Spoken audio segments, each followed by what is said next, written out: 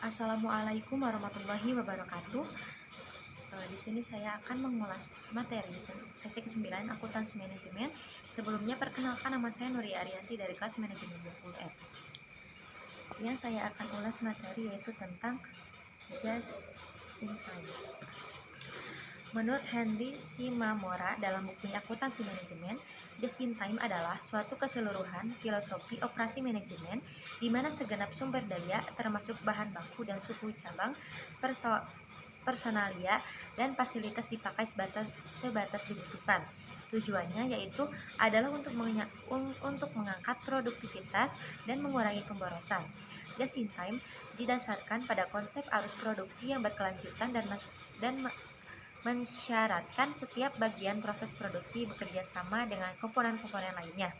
Tenaga kerja langsung dalam lingkungan just in time dipertangguh dalam perluasan tanggung jawab yang berkontribusi pada pemasokan, pemborosan biaya tenaga kerja, ruang, dan waktu produksi.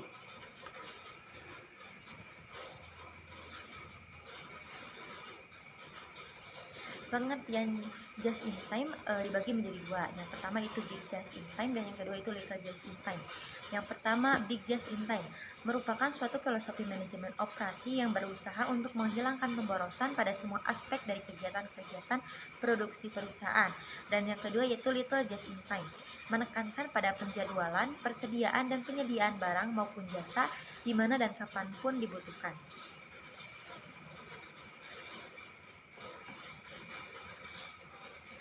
Yang selanjutnya itu pentingnya mempelajari just in time menurut POS 1992. Yang pertama yaitu meningkatkan persaingan, yang kedua mampu mengatasi berbagai kesulitan, yang ketiga mampu mengatasi berbagai kesulitan organisasi atau perusahaan, dan yang ketiga yaitu dapat memperbaiki kualitas, produktivitas, dan pelayanan pada pelanggan.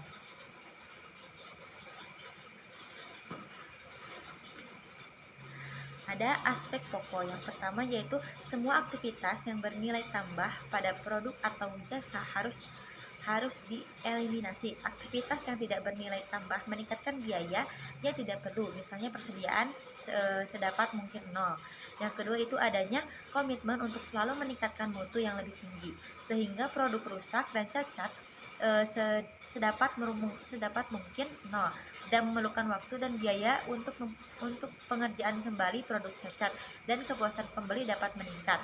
Yang ketiga yaitu selalu diupayakan penyempurnaan yang berkesinambungan dalam meningkatkan efisiensi kegiatan. Yang keempat yaitu meningkatkan pada penyederhanaan aktivitas dan meningkatkan pemahaman terhadap aktivitas yang bernilai tambah. Yang selanjutnya yaitu ada kunci utama just in time. Yang pertama, menghasilkan produk yang sesuai dengan jadwal yang didasarkan pada permintaan. Yang kedua, memproduksi dengan jumlah kecil. Yang ketiga, menghilangkan pemborosan, dan yang keempat itu memperbaiki aliran produksi. Yang kelima, menyempurnakan kualitas produk. Yang keenam, orang-orang yang tanggap menghilangkan ketidakpastian. Dan yang ketujuh yaitu penekanan pada pemeliharaan jangka panjang.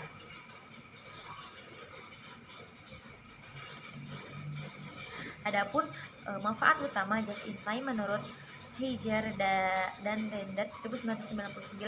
Yang pertama yaitu persediaan berkurang atau just in time bukan zero inventory, melainkan small lot size atau minimasi persediaan. Yang kedua yaitu perbaikan mutu, yaitu membuat hanya produk yang sesuai dengan kebutuhan dan harapan pelanggan. Yang ketiga, pengurangan biaya, yaitu mengurangi biaya-biaya yang timbul akibat melakukan kegiatan yang tidak menambah nilai atau manfaat bagi produk. Yang keempat, pengurangan ruang yang dibutuhkan. Yang kelima, pengurangan lead time atau jangka waktu pemesanan barang sampai dengan kedatangan barang. Yang keenam, peningkatan produktivitas. Yang ketujuh, fleksibilitas lebih besar, yaitu keahlian karyawan, jumlah unit yang dihasilkan, jumlah bahan baku yang harus datang, dan sebagainya. Yang kedelapan yaitu hubungan dengan pemasok akan lebih baik. Yang kesembilan, kegiatan penjadwalan dan pengendalian lebih sederhana karena sangat tergantung pada keinginan pelanggan. Yang ke-10, peningkatan kapasitas yang dapat dilakukan setelah pangsa pasar meningkat dan profit tinggi. Yang ke-11, pemberdayaan sumber daya manusia semakin baik dengan filosofi mutu mengadakan perbaikan secara terus-menerus dan berkesinambungan. Yang ke-12 yaitu variasi presi produk yang lebih banyak mengikuti keinginan pelanggan. Ada materi selanjutnya yaitu total quality management. Merupakan suatu proses metode kuantitatif dan sumber daya manusia untuk memperbaiki dalam penyediaan bahan baku maupun pelayanan bagi organisasi. TQM atau Total Quality Management pada dasarnya lebih kepada sikap dan perilaku bagi perusahaan, merupakan filosofi untuk melaksanakan manajemen kualitas berkaitan dengan filosofi continuous improvement.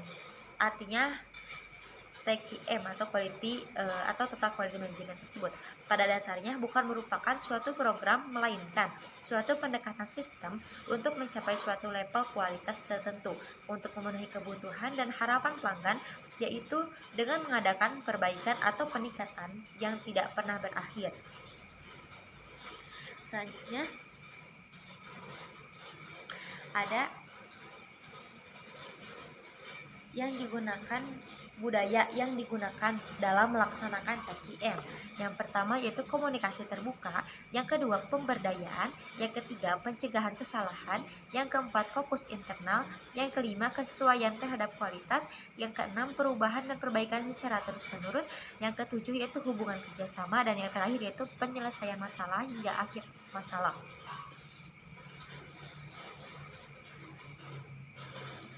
Adapun 7 elemen penting dalam TQM. Yang pertama, kepemimpinan yang berkomitmen. Yang kedua, keterlibatan penuh seluruh karyawan. Yang ketiga yaitu perencanaan yang baik. Yang keempat, strategi pelaksanaan. Yang kelima, pengukuran dan evaluasi. Yang keenam yaitu pengendalian dan perbaikan. Yang ketujuh, mencapai dan mempertahankan standar kesempurnaan. Selanjutnya ada 6 hambatan dalam penerapan Total Quality Management.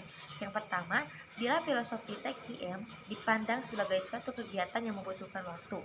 Yang kedua, bila filosofi TQM diterapkan dalam suatu lingkaran dalam birokratis. Yang ketiga yaitu bila filosofi TQM dipandang sebagai suatu program yang dilaksanakan secara formal.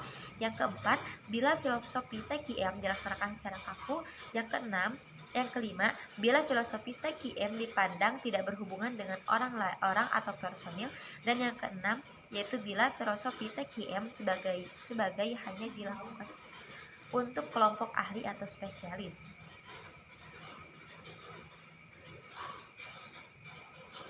Hubungan just in time dengan TQM atau Total Quality Management. Untuk mengimplementasikan JIT atau just in time diperlukan adanya sistem total quality secara keseluruhan dalam organisasi. Just in time mensyaratkan semua departemen dapat menggapai kebutuhannya. Apabila departemen produksi melaksanakan just in time, tetapi organisasi secara keseluruhan tidak mengupayakan total quality management, maka personel departemen produksi akan menghadapi hambatan yang besar. Selain itu juga, just in time mensyaratkan perubahan, sehingga seringkali timbul penolakan dari departemen uang memiliki komitmen untuk berubah. Kaizen atau perbaikan secara terus-menerus selalu beriringan dengan Total Quality Management atau TQM. Bahkan sebelum filosofi TQM ini terlaksana atau sebelum sistem mutu dapat dilakukan dalam suatu perusahaan, maka filosofi ini tidak akan dapat dilaksanakan sehingga perbaikan secara terus-menerus. Ini adalah usaha yang melekat pada filosofi TQM itu sendiri, sehingga Kaizen atau perbaikan secara terus-menerus itu bisa juga merupakan suatu kesatuan pandangan yang komprehensif dan terintegrasi. Terima kasih. Mohon maaf apabila ada kesalahan dalam ucapan dan penyampaian materinya. Terima kasih. Wassalamualaikum warahmatullahi wabarakatuh.